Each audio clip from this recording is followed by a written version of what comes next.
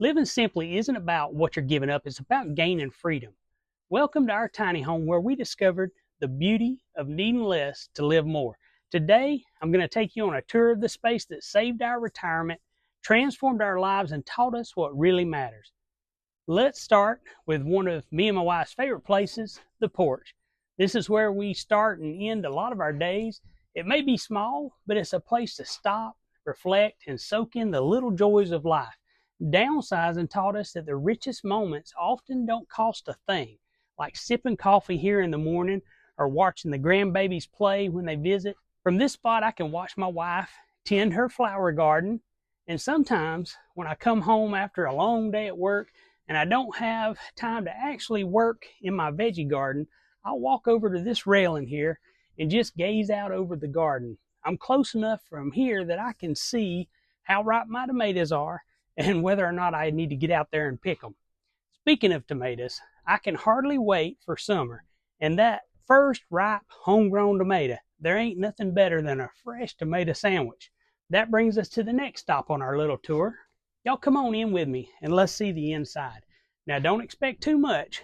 We're just simple folks. We don't have a lot of fancy stuff and we don't have it decorated and staged so it will look good on the internet. Okay, our house is just a simple place. But you know what? We love it. Now let's take off our shoes so my wife don't fuss at me. So as we head inside, the first thing you see is our little kitchen. The kitchen is the heart of any home, and in a tiny home, every inch obviously counts. My wife and I decided that we didn't need a huge kitchen, just enough to get things done. When we downsized, we had to think about what we really needed, and this space works perfectly for us. It's simple, functional, and it keeps us focused on the basics, good meals, and good company. When you cut out the clutter, you make room for what truly nourishes you, not just in your home, but in your life. We have a very simple kitchen. We decided to get us one of those convection air fryer ovens, and we went with a propane cooktop that I placed in the countertop here instead of having a full-sized oven. The reason we decided not to go with a full-sized oven was to save us space as well as the money that it would have taken to run a 220-volt wire from way back where the breaker box is all the way up here to the kitchen, not to mention the cost of the oven itself. I got this propane stove on Amazon for $169, and it's been doing a great job. I personally prefer a gas stovetop over an electric stovetop. I think you have better control over the heat, and it cooks better. And you know, speaking of the propane, I bought and filled a 100-pound propane tank when we moved in, and it's been a little over 3 years now, and I'm still running that same 100-pound tank. I haven't had to refill it in 3 years. Now, of course, we only use it for this cooktop and just to cook food, but still, that's pretty good.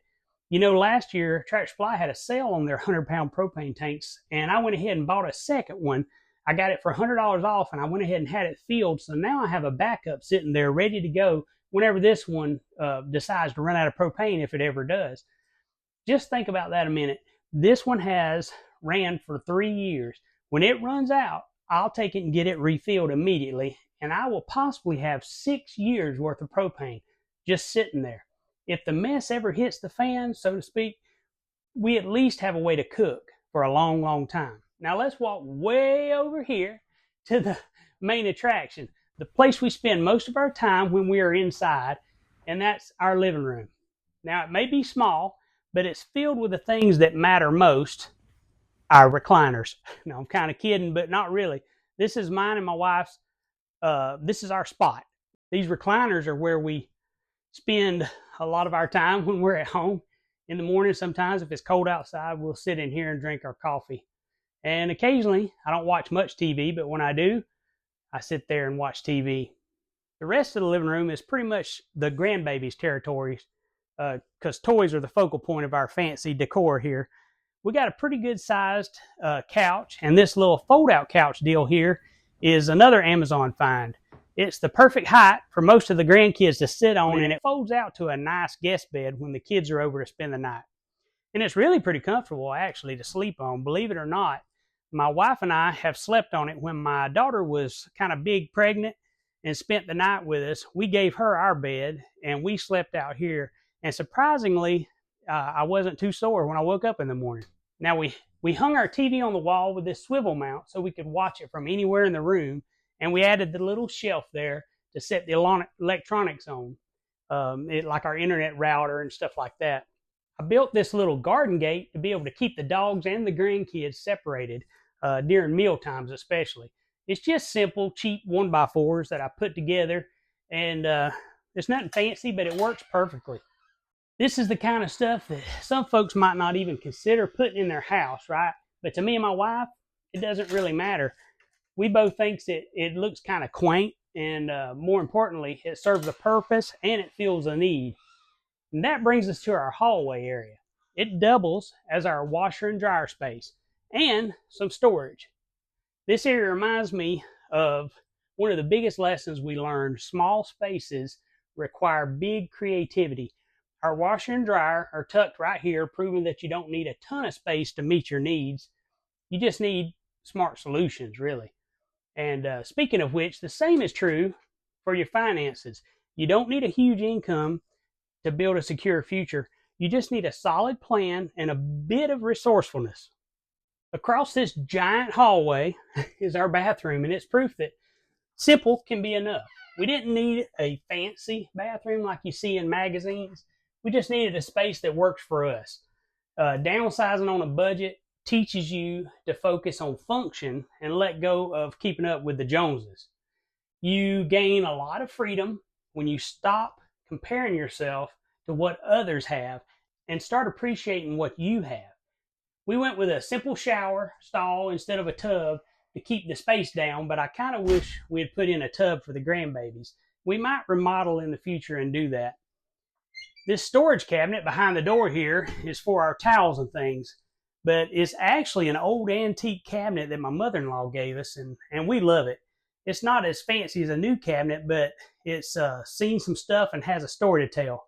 I put in the strongest vent fan that I could find, but it still gets a pretty good bit of condensation here when you take a shower. That's a downfall of having a low ceiling in a bathroom. Here's the final stop on our tour, our bedroom. It really isn't as small as you'd think. We planned it out pretty good before we built it.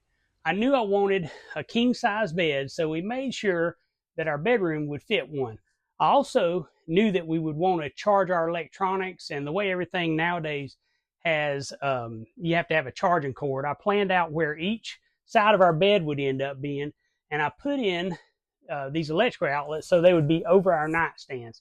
And I bought the outlets that have the USB ports built in, and we use them a lot. And that's the kind of little things that you can do to make your space your own when you're building it from scratch. I do wish we had made our closet bigger and made it with a different layout. It stretches the whole length of this room. One side is mine and one side is my wife's here. But it wasn't deep enough, I don't think, for us to really get in there good and walk around. I kind of wish that I'd sacrificed a little more space in the bedroom to make a bigger closet. And if my wife knew that I was doing this video in here right now with as messy as our bedroom looks, she'd be freaking out, but that's okay. This is obviously where we rest and recharge and dream about the life that we're building.